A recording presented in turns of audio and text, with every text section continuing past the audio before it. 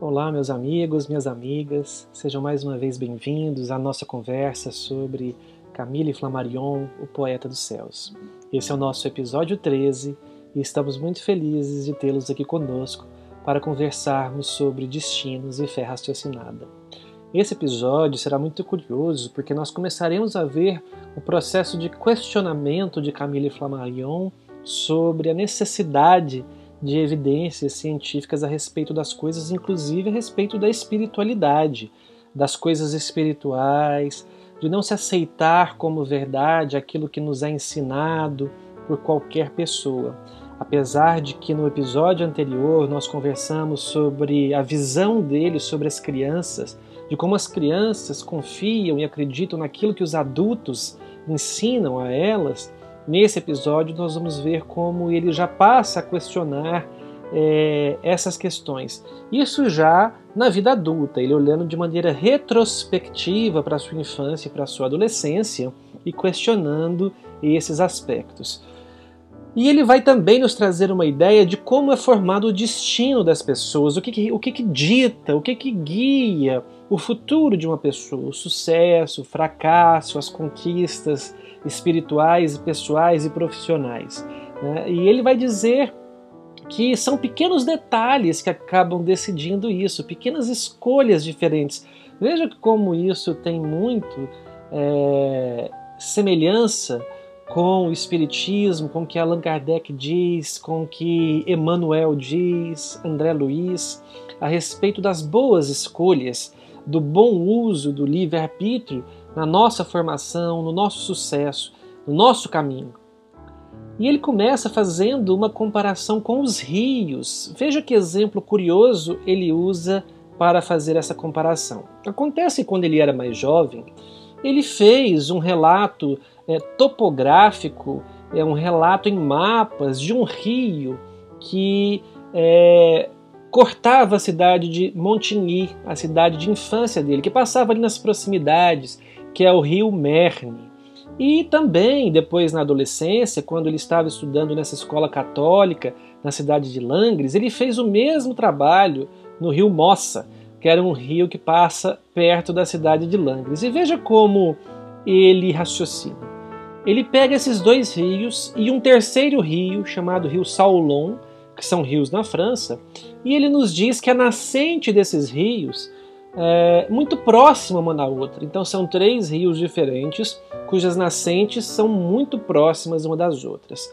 O rio Merne, por exemplo, ele está a 381 metros acima do nível do mar, enquanto o rio Morne está a 409 metros do nível do mar. Então são rios com altitudes de nascente muito próximas. Além de a proximidade horizontal entre uma nascente e outra, existia essa semelhança na altitude. Porém, quando chovia, as águas da chuva inundavam essas nascentes e faziam com que a água corresse rio abaixo. Só que olha que curioso, como esses rios eram muito próximos, imaginava-se que as águas correriam para lugares semelhantes, na mesma direção. Mas acontece que o rio Merne ele corre em direção a Paris e deságua no Oceano Atlântico. Já o rio Mossa ele corre em direção à Holanda, aos Países Baixos e vai desaguar lá no Mar do Norte. E já o rio Saulon ele corre em direção ao Mar Mediterrâneo. O que define a direção que as águas desses rios vão tomar? São as discretas alterações no relevo, as discretas alterações gravitacionais, a força da água das chuvas, que, influenciando o movimento daquelas águas da correnteza, vão direcionando as águas daquele rio para determinada região. Assim é o ser humano. Esses pequenos desvios no relevo vão direcionando a nossa ascensão, a nossa queda, os nossos desvios ao longo da estrada da vida. E Camille então vai fazer um paralelo a respeito do caminho desses rios com o caminho que uma criança ou um jovem que busca o estudo do sacerdócio católico vai enfrentar durante a sua jornada nesses estudos e na sua transformação como um sacerdote. Então ele pergunta-se, de que depende os nossos destinos? E ele mesmo responde, de uma multitude de causas diversas. das quais várias podem ser ou parecer minúsculas, mas que lá na frente farão uma grande diferença. Pode nos levar a direções completamente opostas umas das outras. Então ele traz esse exemplo para a educação no seminário. Então a criança chega à idade adulta sem imaginar que o mundo real pode diferir sensivelmente daquele em que ela cresceu, que pode haver muitos desafios, positivos e negativos, muitos obstáculos que nos fazem crescer, mas também pode encontrar uma realidade dura de pessoas desonestas, provas muito difíceis de serem superadas, enfim. O mundo real é muito diferente daquele mundo encantado que as crianças crescem. Então, numa criança na França, naquela época, que fazia uma educação clássica, que frequentava a escola, quando ela chegava aos 18, 19 anos e terminava esses estudos clássicos e queria entrar no seminário, e assim ela fazia, ela entrava no seminário, o seminário receberia aquela criança de braços abertos, já aquele jovem, aquele adolescente, e o prepararia, o conduziria através de estudos diversos ao sacerdócio. Quando essa criança entrava ali por volta dos 18, 19 anos, ela então mergulharia em estudos até os 24, 25 anos, quando ela receberia a ordenação. Camille nos conta, ele nos diz que isso seria como um bacharelado espiritual, uma formação, uma graduação em catolicismo, que era a religião vigente na época, a religião mais comum na época e predominante na Europa. Então a criança recebe, aquele jovem recebe a ordenação aos 24 e 25 anos. E depois disso, ele se tornaria vigário ou padre em uma vila qualquer, em uma cidade qualquer, ou professor em alguma instituição católica para formar novos jovens. E desde este momento que esse jovem se forma, ele então entra no mundo real e passa a enfrentar as dificuldades e os desafios do mundo real, e não mais aquele mundo encantado do seminário, onde apenas uma verdade existe, um tipo de ensinamento é implantado no coração e na mente daqueles jovens.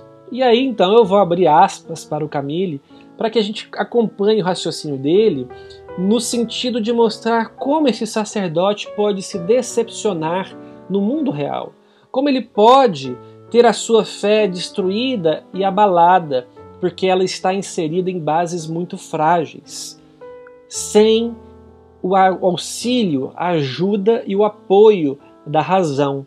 Não é uma fé raciocinada. Então olha só o que Camille diz.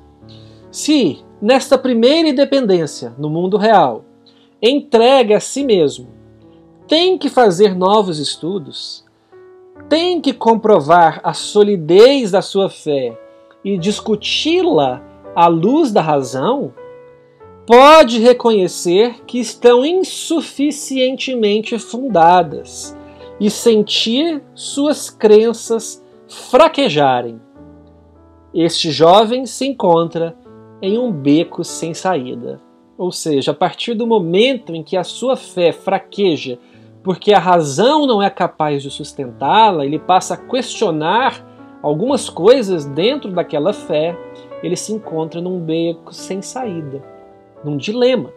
Por exemplo, poderá manter seu título de sacerdote se ele não crê mais que Jesus é Deus, por exemplo? Ele poderá continuar fazendo missas? Isso não será um paradoxo, uma agressão a si próprio, uma agressão às suas crenças, ou um desrespeito à Igreja Católica? Pregar algo que não se acredita, algo que se duvida, seria honesto? Não seria um paradoxo? Não teria um peso na consciência daquele jovem, tentando pregar e ensinar algo que ele já duvida? Então ele faz esses questionamentos, E ele chega à conclusão de que sim, esse jovem até poderia continuar pregando, fazendo missas em nome da Igreja Católica, se uma condição estivesse presente. Se ele começasse a considerar a Igreja e aquela religião como uma obra social. E ele então fizesse isso por caridade, por necessidade de ajudar ao próximo, investindo muito mais nas obras sociais do que no ensino teológico propriamente dito. Então veja que reflexão já na sua senectude a respeito de tudo aquilo que ele passou.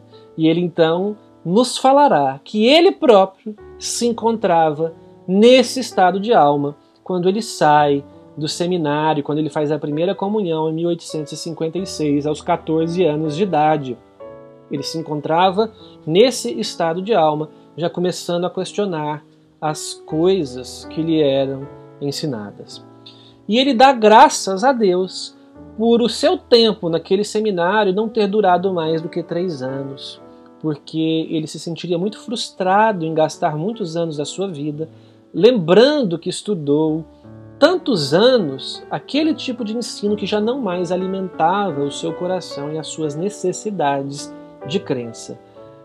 Pelo menos a parte religiosa, ele questiona, porque ele gostava muito da outra parte, os ensinos de humanidades que eram feitas naquela escola. Por exemplo, ele citará o latim, como era importante estudar o latim e as línguas antigas, inclusive também estudar a gramática francesa. Muitas obras dos séculos anteriores, muitos clássicos escritos por autores renomados, eram escritos em latim. Então, para ele era importante ler aquele tipo de literatura na sua língua original, na língua original daquele autor. Então ele não despreza esses ensinos de humanidade, os ensinos de geografia, os ensinos de história, os ensinos de gramática e tudo aquilo que remetia à filosofia e ao humanismo. Foram muito importantes para ele, mas o ensino religioso ele acha que foi até demais, que não havia necessidade dele ter estudado mais do que 3 anos daquelas informações. Agora, existem algumas partes da biografia de Camille, algumas coisas referentes aos seus raciocínios, aos seus pensamentos, que é melhor nós lermos do que nós contarmos, porque ao ler nós não estragamos a beleza das palavras e da mensagem. Então veja a reflexão que ele continua fazendo a respeito de tudo isso, desses aspectos do aprendizado, das crenças e do questionamento das crenças. Ele diz o seguinte: enquanto a criança não raciocina, é muito jovem, não tem capacidade de raciocinar, estes ensinos chegam a ser inconvenientes. É sempre chato e irritante ensinar ou afirmar algo como provado, quando, na verdade, aquilo não está provado. Então ele já questiona o ensinamento religioso. Ensinava-se como se aquilo fosse uma verdade, quando, na verdade, aquilo não estava provado. Eram apenas dogmas daquele ensino religioso. Quando o jovem chega à idade de raciocinar e sente que o edifício de suas crenças desabou, tudo se afunda de uma vez em sua vida. Até a existência de Deus e da alma humana passam a ser discutíveis, questionáveis. Muito embora, apesar do fato de que o deísmo, a crença em Deus, e o espiritualismo são anteriores ao cristianismo. Ou seja, Camille está nos dizendo que a crença em Deus e no espiritualismo, elas são muito antigas, são milenares. E isso também vem ao encontro do que Allan Kardec recebe como resposta dos espíritos no Livro dos Espíritos, de que o homem já tem essa noção, mesmo selvagem, que faz cultos à natureza, culto aos astros, culto aos fenômenos naturais, porque o homem já traz dentro de si esse sentido de reverência, de espiritualidade, de que existe algo maior por aí. Recentemente eu tomei conhecimento de um livro que conta a vida da espécie Homo neanderthalis, do homem de Neandertal. O livro é em inglês, chamado Kindred, e esse livro traz justamente uma informação, dentro das várias informações, é um livro belíssimo sobre os nossos antepassados, né, que traz mais o lado humano deles, como eles eram sensíveis, e ele traz alguns costumes. Os neandertais, por exemplo, eles enterravam seus mortos, faziam cultos aos deuses quando as pessoas morriam, quando os semelhantes morriam. Mas isso já é um embrião de espiritualidade. Muito embora fossem espíritos muito primitivos, em corpos muito primitivos, já traziam dentro de si esse tipo de sensibilidade. né? Então o Camille Flammarion vai dizer que esse deísmo e esse espiritualismo existia muito antes do próprio cristianismo, né? E isso é uma verdade, isso não tem como ser negado. Segue ele dizendo que a existência do espírito na natureza, nas leis do cosmos, nos homens, nos animais e nas plantas é manifesta, é clara, é provada, é óbvia, é lógica. Ela deveria bastar por si só, mas a existência do espírito nas leis do cosmos, no homem, nos animais e até nas plantas. Olha só já as noções do princípio inteligente que Allan Kardec nos traz, né? Deveria bastar por si só para estabelecer uma religião natural, um respeito natural a algo maior que rege a natureza, que rege o cosmos. E esta religião natural seria incomparavelmente mais sólida que todas as formas dogmáticas. Olha só, uma religião baseada na observação dos fenômenos naturais, de que algo inteligente só pode ter uma causa inteligente, de que algo que não pode ter sido criado pelo homem deve ter sido criado por uma inteligência superior. E essa religião, que supera as tradições dogmáticas do mundo, traz dentro de si já os princípios de justiça a se imporem com a mesma autoridade natural. Então veja que reflexão belíssima que Camille faz sobre a natureza, sobre Deus, sobre a justiça divina, sobre a força de uma religião baseada na observação dos fatos, na observação de uma lógica científica, enfim, uma religião capaz de encarar a razão face a face em todas as épocas da humanidade. Depois disso, Camille nos vai lembrar de um amigo dele que resolveu seguir essa carreira de sacerdócio. Esse amigo dele chamava-se Barthé. Ele virou um vigário Barthé, o padre Barthé, e ele se radicou em Marseille, uma cidade no sul da França, uma cidade portuária, uma cidade de importância literária, onde nós vamos encontrar uma obra belíssima de Alexandre Dumas, O Conde de Monte Cristo, que é passado ali em Marseille, nos seus arredores, não é mesmo? Então esse amigo dele, Barthé, mudou-se para Marseille e seguiu carreira de padre ali. E esse amigo escreve frequentemente para Camille na vida adulta, relembrando as suas aventuras durante aquele período na escola católica em Langres, naqueles 3 anos. Ele relembra, por exemplo, os bonecos as bolinhas de neve que eles faziam e a guerra de bolinhas que um arremessava no outro. Relembram a capacidade atlética deles mesmos e como eles eram rivais em atividades físicas. E relembra também o episódio que nós comentamos no episódio passado da nossa série, no episódio 12, de que Camille pega um binóculo emprestado de um amigo, observa a lua e questiona um professor sobre as manchas na lua. E ao relembrar essa passagem, esse amigo de Camille faz uma pergunta que todos nós também poderíamos ter feito a Camille Flammarion. Ele escreve as seguintes palavras a Camille: frequentemente nós estranhávamos vê-lo tão sonhador como se estivera pensando em outros mundos. É quase que uma frase profética, uma frase já predizendo o futuro de Camille, que em breves anos depois escreveria a obra A Pluralidade dos Mundos Habitados, onde ele justamente falará da existência de outros mundos, da vida em outros mundos, constituindo este um dos grandes pilares que Allan Kardec insere dentro dos ensinamentos da doutrina espírita, a pluralidade dos mundos habitados. Interessante essa observação do amigo Barthé de Camille Flammarion, que imaginava que ele estava pensando em outros mundos. Meus amigos, foi um prazer estar aqui com vocês mais uma vez no episódio 13 da nossa série Camille Flammarion, o Poeta dos Céus. Esperamos revê-los em breve no episódio 14, com a continuação da vida desse grande astrônomo e desse grande espírita francês. Um abraço em todos, fiquem em paz.